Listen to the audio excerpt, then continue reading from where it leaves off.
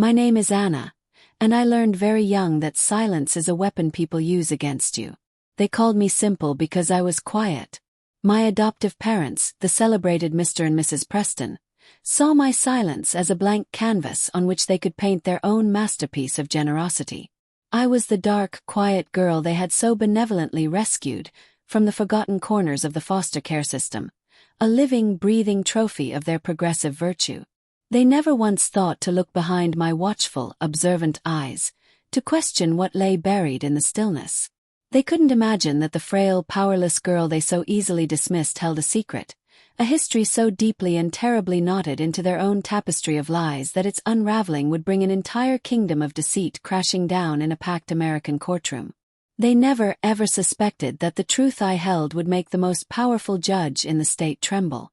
Before I continue, make sure to subscribe to the channel, turn on notifications, comment below, and leave your like. Helps a lot. From the outside, the Preston estate was a monument to curated perfection.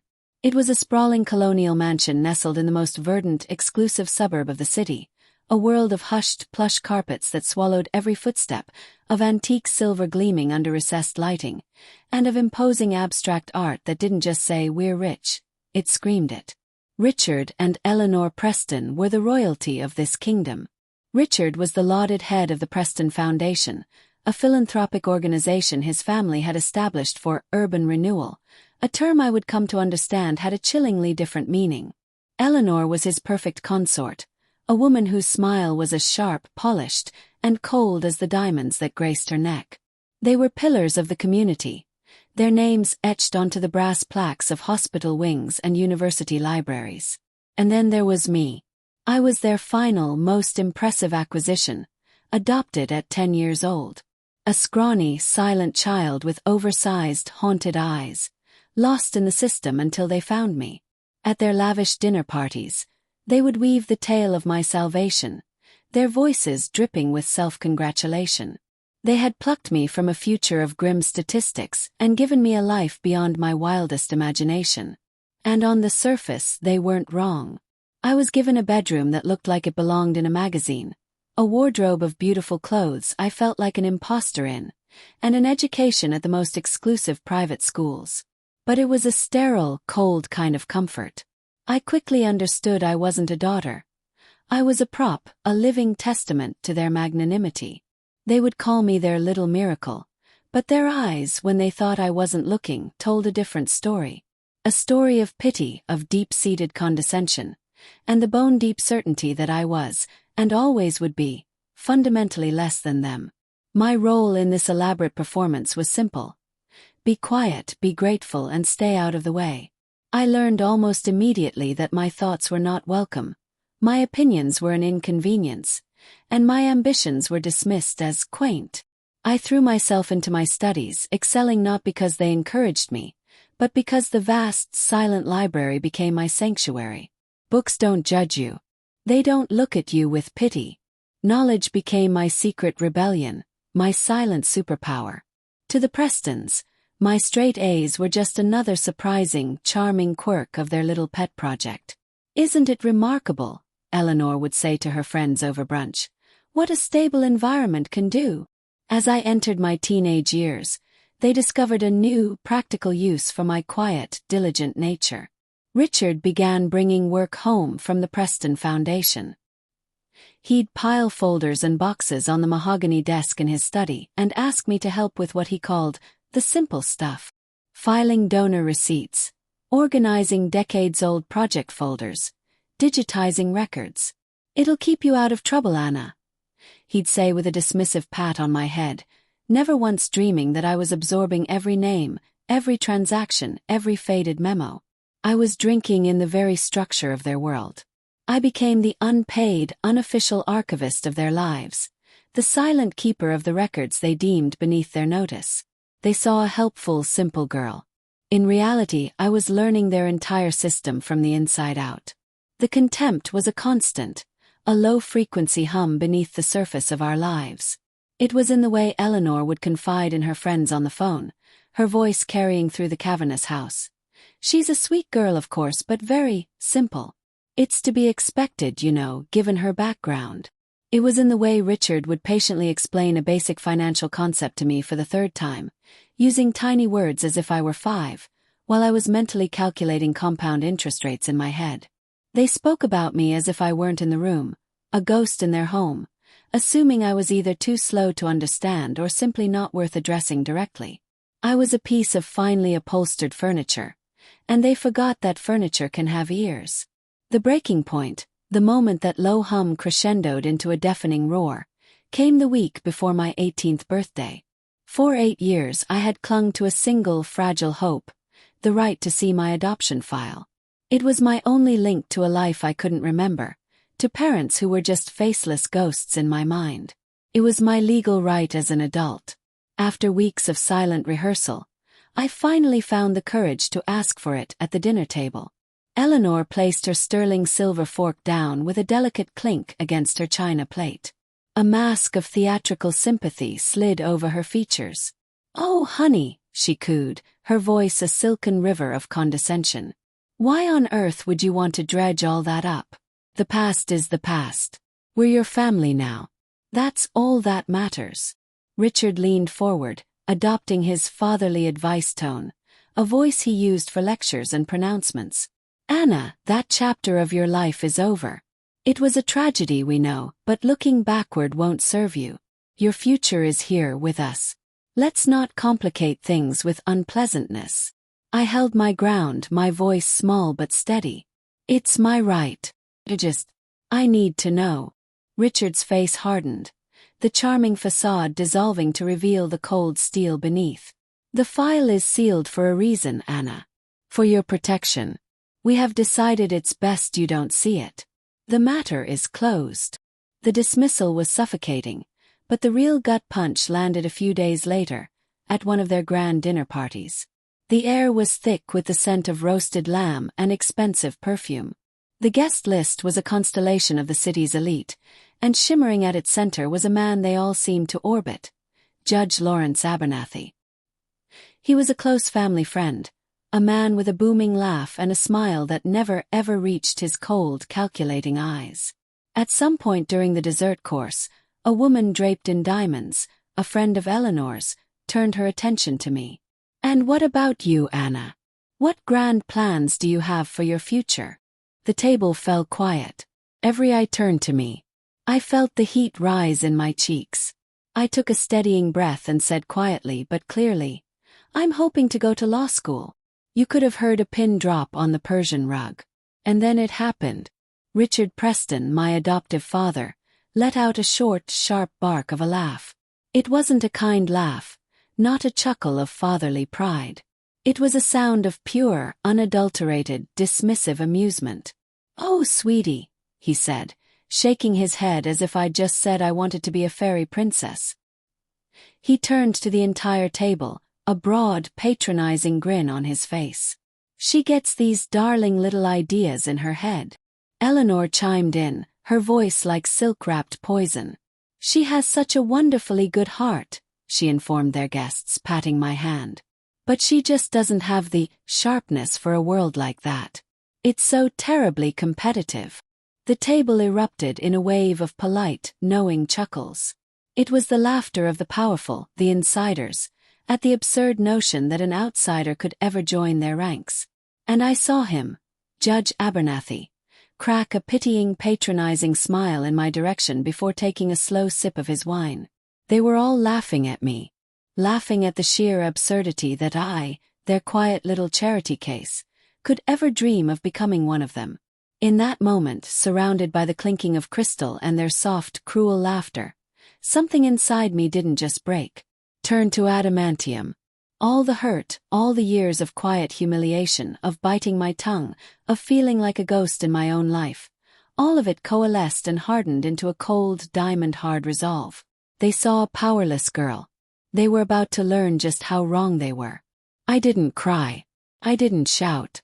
I simply excused myself from the table, my face a perfect, unreadable mask. Their laughter felt like a physical force, pushing me up the grand staircase, but it didn't feel like an insult anymore. Felt like a starting gun. That night the game changed. I was done being their grateful ward. I was now a ghost in their machine, and I was about to start pulling levers. I became more invisible than ever before, my practiced quietness becoming the perfect camouflage for a mind that was now furiously, methodically at work. Anna's studying so diligently for her finals, Eleanor would tell her friends, pride in her voice.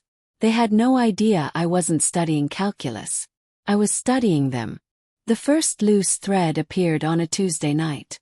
Richard, distracted by a phone call, had gestured to a box of old financial records from the foundation. "Shred these, will you, Anna? Spring cleaning," he'd said, not even looking up. But I didn't. I carried the heavy box to my room, and for hours under the focused beam of my desk lamp, I started to read. And that's when I found it. A line item repeated across years of ledgers. Holloway Project.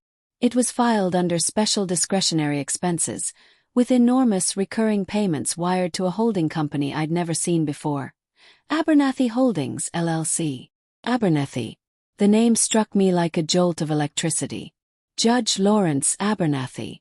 The man who had smiled with such pity as they all laughed at my dream. It couldn't be a coincidence. My mission began in earnest. My menial tasks became a covert intelligence operation. Every night, after the house fell into its deep, wealthy silence, I would slip into Richard's study. I had watched him type his passwords 100 times. His careless muscle memory was now my key. I used my savings to buy a small, military-grade encrypted flash drive and began a systematic campaign of digital exfiltration. Copied everything. Donor lists with cryptic handwritten notes in the margins. Internal audits that had been sanitized for the public reports. Private damning email chains. Confidential real estate proposals. I was building an arsenal from their own arrogance and their own words. The picture that began to emerge from the mountain of data was more horrifying than I could have imagined. The Preston Foundation was not a charity. It was a sophisticated money laundering machine. And the Holloway Project was its dark, beating heart. The scheme was both simple and diabolical. Richard's wealthy developer associates would make massive, tax-deductible donations to the foundation. This clean, charitable money was then funneled into acquiring vast tracts of land in low-income, predominantly minority neighborhoods. They used predatory tactics, intimidation, and legal loopholes to force families, who had lived there for generations, to sell their homes for pennies on the dollar. Once the foundation had assembled the land, a critical rezoning motion would miraculously appear before the city council. And any pesky legal challenges from the few brave residents who refused to leave. They all, without fail, landed in one courtroom. Judge Lawrence Abernathy's. He would systematically crush every single challenge, dismiss every plea, and rubber-stamp the permits with ruthless efficiency. The land, now cleared of its history and its people, would be rezoned for luxury high-rises. And then, in the final brilliant move, it would be sold at an astronomical profit back to a series of shell corporations owned by the original donors. It was a perfect, closed loop of greed, a conspiracy masquerading as philanthropy, destroying entire communities for profit. And those regular 7-figure checks to Abernathy Holdings, LLC. That was the judge's cut. His price for auctioning off justice. Felt physically sick. These people, my parents, who paraded their virtue and spoke of uplifting the unfortunate, were the architects of this destruction. They were burning down people's lives for profit. But one piece of the puzzle was still missing. My piece. Why me? My obsession with my adoption file returned with a vengeance, but this time it wasn't about a sentimental search for my past. It was about finding my place in their vast conspiracy. I knew Richard was too paranoid to keep a physical copy. It had to be digital. I remembered him once boasting about an impenetrable digital vault, where he kept his most sensitive documents. Took me 3 sleepless nights of guessing passwords. On the 4th night I tried something different. Not a name or a birthday but a word. Holloway. Then a string of numbers I had memorized from one of the first deeds from the project. Click. The vault opened. My heart hammered against my ribs. And there it was. A single file. Adoption. Grant.pdf. Grant. Not Preston. Name. My real name. My hands were shaking so violently I could barely control the mouse. A double click. The file opened. It was all there. Police reports. A coroner's inquest. A final court ruling. My biological parents, Marcus and Sarah Grant, hadn't given me up. They had died. They died in a house fire that had been officially, and very quickly, ruled an accident. But the date. My blood ran cold. The fire occurred just 2 weeks after they had passionately refused the Preston Foundation's final, lowball offer to buy their property. Their home was the last holdout on the block, the linchpin for the entire Holloway project. The coroner who signed off on the accidental cause of death later received a substantial, unsecured loan from a bank with deep ties to Richard Preston.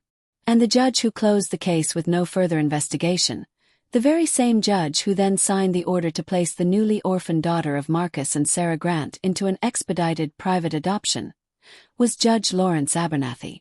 The adopters of record. Richard and Eleanor Preston. The air evacuated my lungs in a silent scream. It all clicked into place with horrifying clarity. I wasn't a charity case. I was a trophy. I was a loose end, a living piece of evidence, tied up and brought into the home of my parents' murderers to be controlled, monitored, and silenced. My adoption wasn't an act of kindness. It was the final, brutal step in a real estate transaction. They took my home, they took my parents, and then they took me. My entire life with them was nothing but a clause in a contract written in blood. The sound of their laughter at that dinner party echoed in my mind, but now it sounded monstrous, demonic. They weren't just laughing at a silly girl's dream. They were laughing at the daughter of the people they had erased. If you're still here with me, don't forget to subscribe, activate notifications, leave your like, and share this video with someone. A tidal wave of grief crashed over me, so immense I thought it would shatter me. But behind it was something else, something I had been forging for years in the crucible of their contempt. My rage. It rose up like a fortress, and it held me together. They had made one catastrophic, fatal mistake. They didn't just underestimate me, they had trained me. For 8 years, they had inadvertently taught me to be meticulous, to be organized, to understand their world of paperwork and secrets. They had taught me the very language of their crimes. And now I was going to use it to write their final chapter. For the next 6 weeks, I operated with a chilling, surgical clarity. I collated every piece of evidence. I created a master timeline, a spider web of corruption, linking the donations to the land purchases, the purchases to the court challenges, and the challenges to Abernathy's rulings. I created a flowchart of the money trail, from the developers' pockets, through the foundation's clean hands, and into Abernathy's offshore accounts.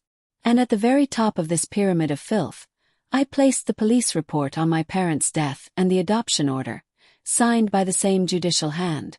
I bound it all together into a single damning dossier. I was armed. All I had to do was wait for them to hand me the battlefield. Something fundamental had shifted in me, and even they, in their self-absorbed world, could feel it. The quiet, downcast girl was gone. In her place was someone who met their eyes, whose answers were clipped and direct. I no longer flinched at their casual cruelties. I just watched them, my silence no longer passive but predatory. My newfound coldness unnerved them profoundly. Their primary tool of control, the power of shame, was gone, and they scrambled to fill the void with open threats. The final confrontation came on a Sunday afternoon. I was in the study, making the final annotations on my dossier, when they walked in together, their faces set like stone masks. "Anna, we need to talk about your attitude," Richard began, his voice a low, threatening rumble. "You have become sullen, disrespectful, and frankly ungrateful. We have given you a life anyone would kill for, and we will not tolerate this behavior in our home." Eleanor stood behind his shoulder, a loyal lieutenant, her arms crossed tightly. "We have given you everything, Anna. Everything. And this is how you choose to repay us." I simply looked up from my work, from the evidence of their crimes, and said nothing. My silence, once my cage, was now my weapon. It drove Richard into a fury. That's it, he snapped, his face flushing with anger. You are 18 now, legally an adult, and you are clearly unstable. I'm calling our lawyer tomorrow morning. We are formally disinheriting you. You are not a Preston, and you will no longer bear our name or benefit from our fortune. We will have you out of this house within the month. He was trying to terrify me, to put me back in the box of the scared little orphan. He thought the threat of taking everything away would finally break me. It was his last and his biggest mistake. He was taking me to court. He was delivering me the stage I had prayed for. Fine, I said, my voice perfectly level and devoid of emotion. His eyes widened in shock. He had expected tears, pleading, begging.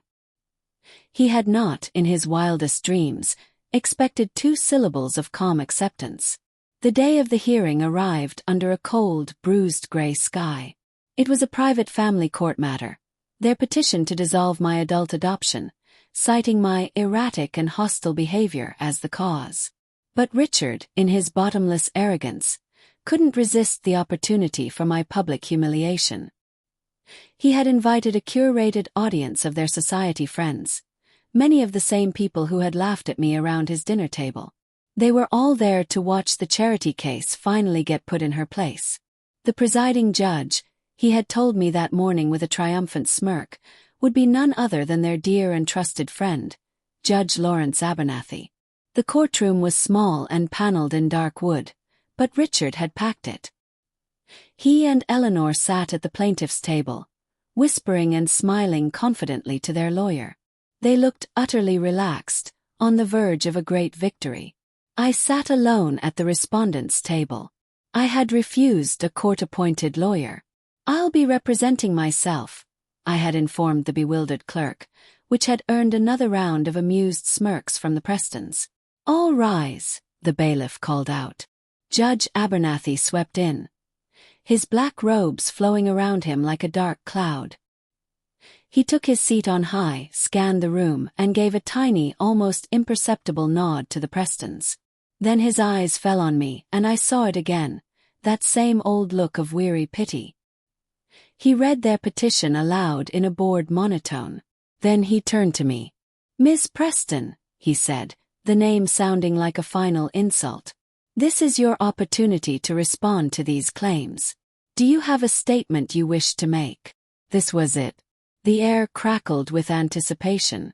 I could feel the Prestons and their friends leaning forward, hungry for the meltdown, the tears, the final pathetic collapse. I stood up, my hands perfectly steady, and walked to the lectern.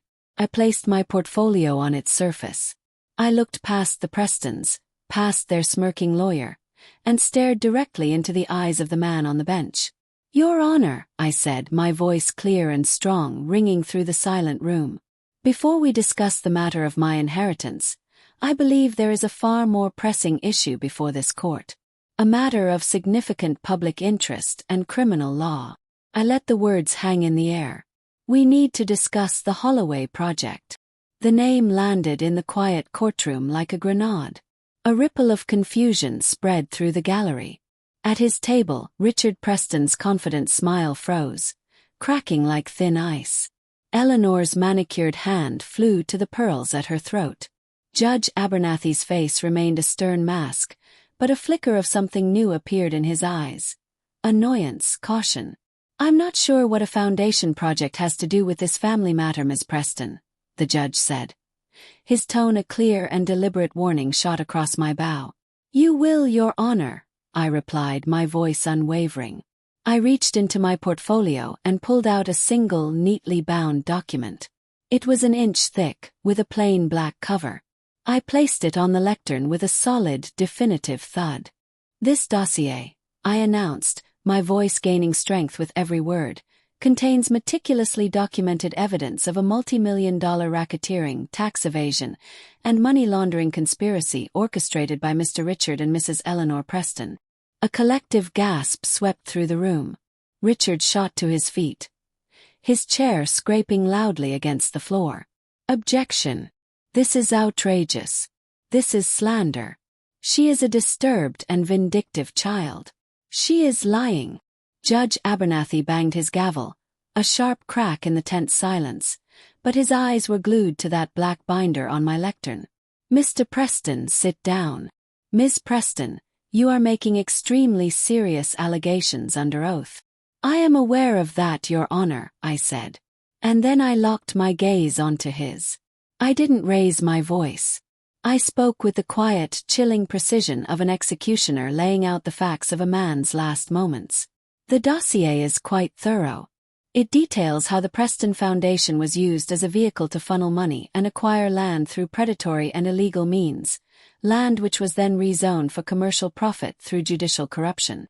I paused, letting the weight of that accusation settle over him. It also contains irrefutable evidence of judicial misconduct, bribery, and your own direct, personal and financial involvement in every stage of this conspiracy. I let that last sentence hang in the dead air. I saw his composure begin to crack. But the final act was yet to come. "It all begins, Your Honor, with the wrongful death case of two people named Marcus and Sarah Grant, my biological parents. It includes the fraudulent coroner's report you validated and the court records for the land they owned. Land Mr. Preston conveniently acquired just days after you ruled their deaths an accident and personally signed the order to fast-track my adoption into his care." The world in that room stopped turning. The Prestons went ghost white. Eleanor looked like she was going to be physically ill, her hand covering her mouth.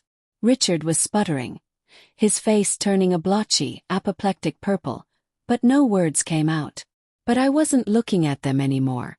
My attention was fixed entirely on Judge Lawrence Abernathy. His mask of judicial authority was not just gone, it had been incinerated.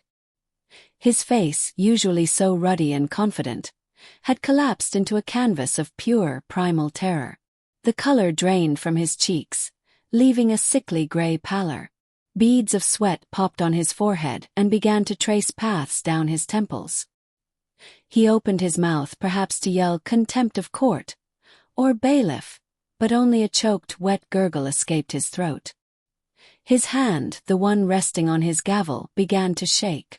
At first it was just a faint tremor, but then it grew, blossoming into a violent, uncontrollable rattling that shook his entire arm. He was trembling. The powerful, the untouchable, the feared Judge Abernathy was visibly, undeniably trembling with fear. The courtroom exploded. The Prestons' friends were on their feet, their faces masks of horror and confusion, whispering frantically. They weren't looking at me with pity anymore. They were looking at me with a dawning, terrifying respect. Richard finally found his voice, a raw, desperate scream, calling me a liar, a monster, a viper they had warmed at their hearth. But his voice was suddenly drowned out by a new sound, the heavy courtroom doors swinging open with decisive force. Two men and a woman in dark, severe suits entered. They moved with a quiet, indisputable authority that instantly silenced the chaos. The district attorney's office. I had timed it perfectly. Encrypted, password-protected copies of the entire dossier had been delivered by secure messenger to the DA, the IRS Criminal Investigation Division, and the State Commission on Judicial Conduct exactly 1 hour ago. This was no longer an accusation. This was enforcement. One of the investigators spoke quietly to the Prestons, who seemed to physically shrink in their expensive clothes. Their power, their wealth, their untouchable status, it all evaporated into nothing under the cold, professional gaze of the law. They were escorted from their table, not as pillars of the community, but as common criminal suspects. Another investigator approached the bench, where Judge Abernathy sat, a broken, trembling old man. He was asked to recuse himself, and was led away from the bench he had profaned, his reign of corruption over. I didn't stay to watch the rest of the fallout. My part was done. As reporters began to swarm the courthouse, drawn by the scent of the biggest scandal in the city's history, I slipped out a side door into the cool, clean air. I just walked away. I didn't look back. The weeks that followed were a hurricane of headlines. Pillars of society charged in massive fraud and racketeering scheme. Prominent judge indicted for bribery, obstruction of justice. The Preston empire crumbled to dust. Their powerful friends vanished overnight.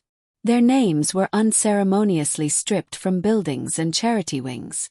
Judge Abernathy was disbarred and, facing an ironclad case, sentenced to a long term in federal prison. The Prestons, stripped of their assets and facing a mountain of evidence that included murder charges, took a plea deal that would see them spend the rest of their miserable lives in prison. Their fortune was seized, used for restitution to the city and the dozens of families whose lives and homes they had destroyed. As the sole surviving heir of Marcus and Sarah Grant, I was awarded a substantial settlement from the seized assets, restitution for my parents' wrongful deaths and my own fraudulent adoption. Took it. You might think my victory was loud and triumphant, but it was quiet. It was the feeling of the sun on my face as I walked away from that courthouse, a free woman. It was the deep, profound peace of enrolling in my first semester of college, not as Anna Preston, the charity case, but under my real name, Anna Grant. It was the crisp scent of the pages as I opened my first constitutional law textbook and knew, with a certainty that resonated in my very soul, that this is where I belonged. The real revenge wasn't in their fall. The real revenge was in my rise.